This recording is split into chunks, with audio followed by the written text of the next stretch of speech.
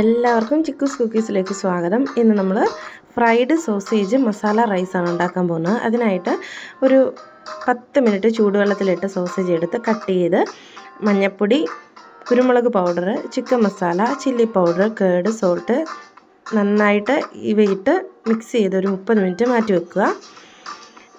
ഇത് വളരെ ഈസി ആയിട്ട് ഉണ്ടാക്കാൻ പറ്റുന്ന ഒരു റൈസാണ്.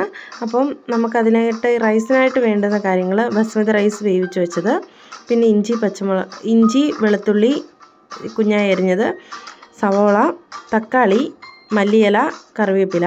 ഒരു പാൻ ചൂടായ ശേഷം നമ്മൾ നേരത്തെ മസാല പുരട്ടി വെച്ചേക്കുന്ന സോസേജ് നന്നായിട്ട് ഷാലോ ഫ്രൈ ചെയ്തെടുക്കുക.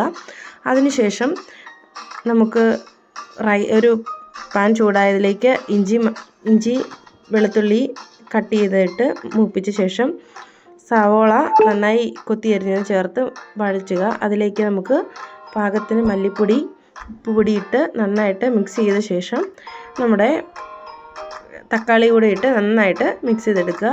അത് ഏകദേശം ഒന്ന് ഫ്രൈ ആയതിനു ശേഷം അതിലേക്ക് മല്ലിപ്പൊടി, മഞ്ഞൾപ്പൊടി, ചിക്കൻ മസാല ഇതെല്ലാം ചേർത്ത് നന്നായിട്ട് മിക്സ് ചെയ്ത് നമ്മുടെ നേരത്തെ ഫ്രൈ ചെയ്ത് വെച്ചേക്കുന്ന സോസേജ് കൂടെ അതിലേക്ക് ചേർത്ത് നന്നായിട്ട് ഇളക്കുക. എല്ലാം ഒന്ന് മിക്സ് ചെയ്ത ശേഷം നമ്മുടെ ബസ്മതി റൈസ് ആഡ് ചെയ്ത് നന്നായിട്ട് നമുക്ക് മിക്സ് ചെയ്തെടുത്ത് മല്ലിയില, കറിവേപ്പിലയൊക്കെ ചേർത്ത് നമുക്ക് സെർവ് ചെയ്യാവുന്നതാണ്. വളരെ ടേസ്റ്റിയും ഹെൽത്തിയും ആയിട്ടുള്ള ഒരു റൈസാണ്.